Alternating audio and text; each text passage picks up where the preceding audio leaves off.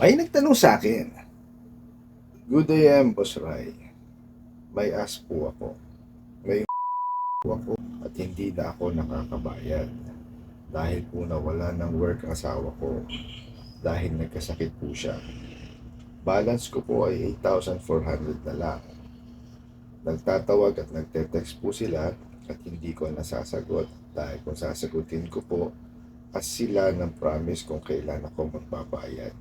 Eh wala pa po akong pambayad sa ngayon. Pero nag-update naman po ako na magbayad. Ngayon po, nag-text sila na mag-file sila ng kaso sa akin. Papasok po ba ito sa small claims? Ano po ba ang dapat gawin? Magpupunta po ba sila ng bahay dito po ako sa Central Visayas? Sana po masagot niyo ang katanungan ko. Thanks po and more power. God bless. Okay. God bless din po sa inyo. No? Una ho nating sagutin is kung mapapasok po ba na small claims ito. No? Depende ho yan, no, dun sa inyong nahiraman kung magpa-file sila ng kaso sa inyong small claims, no. Kasi yan, it still varies or it still depends po sa mga lending, financing at bangko kung magpupursige sila na mag-file ho ng kaso. Okay? So, depende ho yan. No? Kasi yung company namin, nagdidemanda ho talaga kami, no, ng small claims. No? Ang small claims po kasi is 1 million pababa. No? Kasi meron ho akong na-receive na message or na comment na kung hanggang magkano raw po ba or ganong kababa ang po pwedeng i-file na small claim. So, any amount po from 1 million below po pwede po kayong magsampa ng kasong small claims. So, yung sa inyo po is 8,400, so qualified po yan sa small claims. Okay, so depende na lang po yan dun sa financing, lending, or bangko na nahiraman po ninyo. No? Kasi kung ako tatanungin nyo kung online lending apps yan, no, yung mga nanghaharas po, no, eh hindi magsasampa ho na small claims yan dahil sila ho ay mababaliktad. Okay po, so mapunta ho ulit tayo dun sa inyong katanungan. Tapos, tanong nyo ho kung magpupunta ho ba ng bahay ninyo, nasa Central Visayas kanyo kayo, no? Depende ho ulit yan, no, dun sa lending, financing, or bangko kung may access sila dun sa lugar ninyo, no?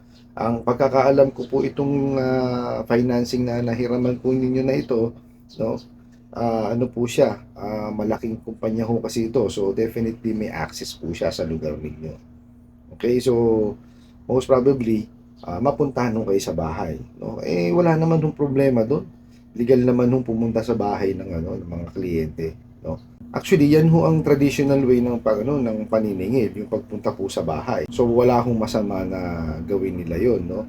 As long as nasusunod po yung prohibition ng unfair debt collection practices, no? Kasi may nakalista po doon na mga bawal. Hanggat hindi ho nila ginagawa yon, well, wala ho tayong magiging problema doon. Legal ho ang pagpunta sa bahay at legal po ang paniningil sa bahay, no? Kung ako sa inyo, no, at pagka binisita kayo sa inyong bahay, eh kausapin niyo po ng maayos, no?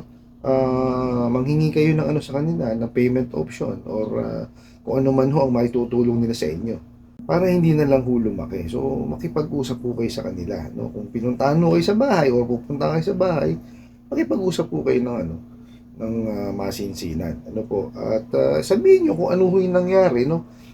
Definitely naman ho yan. Magbibigay ho sila ng payment option sa inyo. No? Para ho win-win solution. Kasi, kumbaga, masolusyonan nyo yung problema nyo sa utang po ninyo, no? At masolusyonan nila yung problema nila sa inyo, no, na hindi kayo nakakahulog. Kasi kailangan yan, win-win para sa inyong dalawa. Di po ba? Kumbaga, matugunan yung parehas yung inyong pangangailangan. Kasi po, di ba sa ngayon, eh, wala pa ho kayong panghulog. Di po ba? Sabi niyo ako kasi nawalan ng trabaho yung inyong asawa dahil nagkasakit. So, ngayon, siyempre sila kailangan naman nung makasingil. Di po ba? Kasi hanggat hindi yun yung nababayaran yan, eh, magpe-penalty yan. So, ang gawin nyo po, manghingi ho kayo sa kanila ng payment option. Ngayon mapunta ho tayo dun sa no, sa tanong ninyo kasi may napansin lang po ako, no. Um, Sabi niyo kasi dito is hindi kayo nakakabayad, no? Dahil nawalan ng work yung asawa po ninyo kasi nga ho nagkasakit. Tapos ang balanse niyo na lang po is 8,400. Okay. Ang pinagtatako ho dito is bakit kayo ho ang may utang, no? Kung wala naman ho kayong source of income. Di po ba? Kasi ang sabi niyo po nawalan ka ng trabaho yung asawa ninyo eh. So ibig sabihin po ang may source of income po is yung asawa po ninyo. Di po ba? Kasi pangkaraniwan ho no sa pagpapautang no is ang pinahihiram po is yung may source of income, no? Kasi kailangan po malaman ng lending, financing or bangko na meron kayong kakayanan na maibalik yung inyong hiniram. Ano po? Kaya ho ako nagtataka bakit ho kayo ang nangutang, no? Samantalang wala namang kayong source of income. Yung asawa niyo po, no? Na unfortunately nga po nagkaroon ng sakit kaya nga hindi kayo nakakahulog dun sa hiniraman niyo po na financing. Di po ba? Ako ho kasi kaya ako ho siya pinunahan, no? Hindi ko ho kasi makuha yung logic kung bakit kayo ang pahihiramin samantalang wala naman ho kayong source of income. Di po ba? Kasi ang patakaran po kasi talaga no, o kalakaran. Pagka kayo ay mangungutang, dapat meron kayong source of income para po maibabalik nyo yung nahiram nyo po dun sa lending, financing or bangko. So, ang logic ko doon is paano nyo maibabalik yung hiniram po ninyo no, kung kayo naman po ay walang source of income, yung asawa nyo po. Kasi po yung source of income ng asawa ninyo is hindi nyo po source of income yun. Technically po ha, technically hindi nyo po source of income yun. Kasi source of income po ng asawa ninyo yun. It's just that dito po kasi sa atin sa bansa no, sa Pilipinas, yung pong sahod ho kasi ng asawa no, na lalaki ibinibigay ho dun sa asawang babae para sila po ang mag-budget, no? Pero technically po hindi nyo yan source of income. Kaya ho ako ang take ko ho dyan, no, lalo na ho kasi marami na ho ako nagpagtrabahuhang lending at saka financing, no, hindi ho kami nag-a-approve pagka ho yung source of income hindi mismo sa kanya. Not unless po yan is Siemens loan. Kasi po sa Siemens loan ay po pwede hong yan yung alati. So yung nakakatanggap ng pera, pwede ho siya mangutang, no? So yun ho lang ang nakikita ko na po pwedeng pahiramin ng ganon. Pero ho kasi kaya ako nagtaka is malaki ho kasing financing itong hiniraman nyo na to, no? And I think na dapat alam po nila yun na pagka magpapautang ho sila, dapat yun sa pinautang nila ang source of income. Ano po? Ako ho, yun lang ho yung take ko, no? Pinuna ko lang siya, no? Kasi ho, yun ang talaga, yun ang kalakaran, no? I don't think that there is a bank lending or financing na magpapahiram po, no? Kung wala ho kayong source of income. Not unless po kung kayo alati, no? Kung sa Siemens loan po yun, no? Yun ho kasi iba yun, exemption to the rule yun dahil nga kinreate yung loan na yun para sa ganon. Okay? So don't get me wrong po ito ho pinuna ko lang pero nasa sa kanila ho yun kung yun ho ang gusto nilang gawin, no? Kung okay lang sa kanilang magpahiram ng ng pera or magpautang na ang source of income is yung sa asawa, no? So yun lang ho yung take ko. Kaya lang inano ko lang siya, pinuna ko kasi siya kasi hindi ho siya pangkaraniwan. Okay po. Ngayon mabalik ho tayo dun sa ninyo, no? Gawan nyo na lang ho ng paraan, no? Kung ako ho sa inyo, sagutin nyo po yung tawag tsaka yung mga SMS. Ano po? Kasi talaga naman kung hihingan ho kayo ng ng commitment kung kailan ho talaga kayo magbabayad, no? Ngayon, ang gawin nyo po, explain nyo sa kanila na nawalan nga ho ng trabaho yung asawa ninyo, no? Nagkaroon ho ng sakit, no? Baka sakali ho o maintindihan ho nila kayo.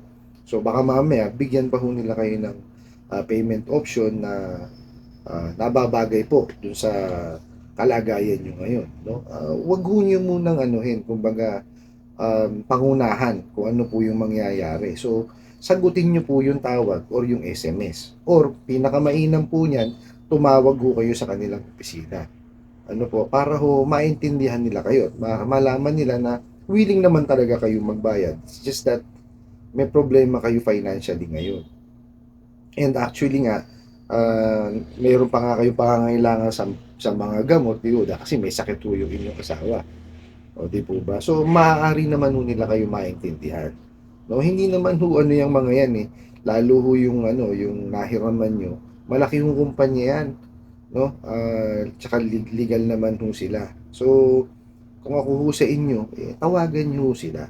No? Paano nyo, parating nyo ho yung nangyari sa inyo. So, tapos gumawa ho kayo ng ano, ng kasunduan sa kanila. Ano po, maintindihan ho nila kayo. Ano yan, lahat ho naman ho ng bagay is na pag-uusapan. Ano po, sa ngayon no, wag ho kayong mag-jump sa conclusion na manghihingi sa inyo ng ano, ng commitment. Talaga hong ganon. No? Kasi ho, ang trabaho ho kasi nila is maningil eh. Di po ba? So, hihingan ho talaga kayo ng commitment. Ngayon, i-express nyo po kung ano yung nararamdaman ninyo. Sabihin nyo sa kanila para maintindihan nila kayo. Kasi hindi naman ho nila malalaman yung problema ninyo hanggat hindi nyo sinasabi. Di po ba? Maski ho ako maningil sa inyo, no, manghihingi ho ako ng commitment kung kailan kayo magbabayad. Kaya lang, kung hindi nyo kasi sasabihin sa akin yung nangyayari sa inyo, paano ko maiintindihan? Paano ko makapagbigay sa inyo ng nararapat na ano na payment option or kung paano ko kayo matutulungan kung hindi ko naman ho nalalaan kung ano po yung nangyayari sa buhay po ninyo. No? Hindi ko manghuhulay ang mga yan. Kaya sabihin nyo sa kanila. Ano po. Pero definitely yan, magtataka rin yan. Bakit ano eh. Lalo yung kolektor, magtataka yan. Bakit ho, yung asawa niyo ho ang ano, magiging dahilan no, nang hindi nyo pagbabayad kasi nawalan ng trabaho dahil nga nagkasakit. Yun lang ho yung take ko doon ha. Kasi ho, ako as collector, ganun ko ho siya iti-take eh. Baga magtataka ko na hindi siya nakakabayad kasi nawalan ng trabaho yung asawa niya, nagkasakit. Diba? For me ho kasi, hindi siya connected eh. Kasi, kaulitin ko po ha, pagka ho kayo kasi nangutang, kailangan ho, kayo ang may source of income. No? Kasi kailangan ho malaman po ng lending, financing at bangko na kaya nyo ibalik yung inyong nahiram. So, dun ho sigurado magtataka yung kolektor. Pero, hindi ko na ho, ano yun, kumbaga saklaw yun, sila na ho yun. Kasi, kung policy ho nila yan, wala ho akong ano ron. Karapatan ho nilang gumawa ng sarili nilang policy. It's just that yung sa akin ho, yun ho kasi yung kalakaran. Okay po? I hope nasagot ko po itong katanungan na to at sana po ay makatulong. Maraming salamat po sa inyong walang sawang pagsuporta at panonood sa aking mga videos. Kunin ko na po itong opportunity na rin na ito na imbitahan kayo na suportahan ang aking mga social media accounts sa YouTube, Facebook, and TikTok. Hanggang sa muli po, yun lang.